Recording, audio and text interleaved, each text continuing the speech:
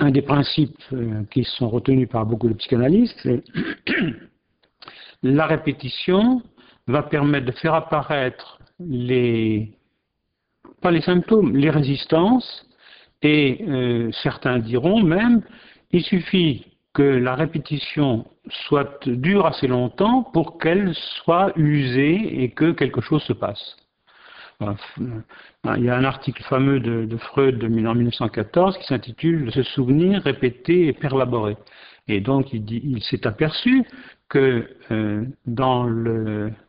surtout dans la perspective du transfert, il s'est aperçu que les patients répétaient dans l'analyse le mode de relation qu'ils avaient avec leur entourage, ou avec, de façon générale, avec toute personne qu'ils rencontraient. Et il semble que certains pensent que cette répétition suffit pour que quelque chose se passe. Il n'explique pas d'ailleurs très bien.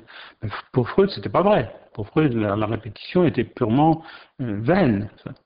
On ne fait, parce que c'est la grande idée de Freud, la névrose devient dans l'analyse, névrose de transfert, et on n'en sort pas. Donc, moi je pense que quand quelqu'un a exprimé sa souffrance pendant un certain temps, suivant les cas, il est absolument nécessaire d'arrêter ce récit et de se demander comment on peut changer. Et je pense que quand on est suffisamment attentif aux personnes et qu'on a vraiment entendu cette souffrance, on peut très bien leur dire stop maintenant. Et ça m'arrive de fait de voir des gens qui recommencent leur récit, même après que je leur ai dit mais arrêtons maintenant, comment vous allez sortir de vos difficultés, qui recommencent une fois, deux fois, trois fois le récit. Je dis moi je ne peux rien pour vous.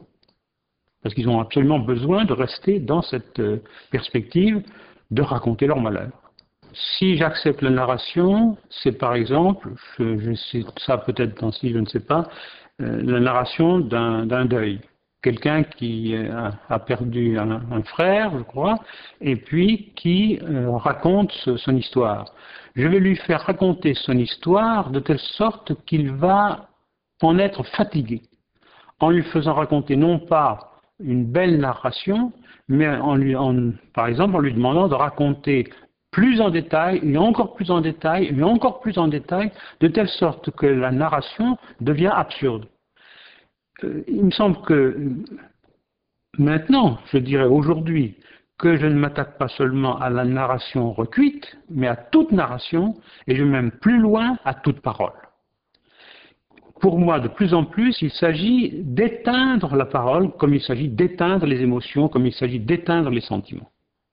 Fatiguer la parole, fatiguer les sentiments, fatiguer les émotions, de telle sorte qu'elles n'ont plus besoin d'être dites ou d'être exprimées, et que finalement, on en revient à un silence où quelque chose peut se passer.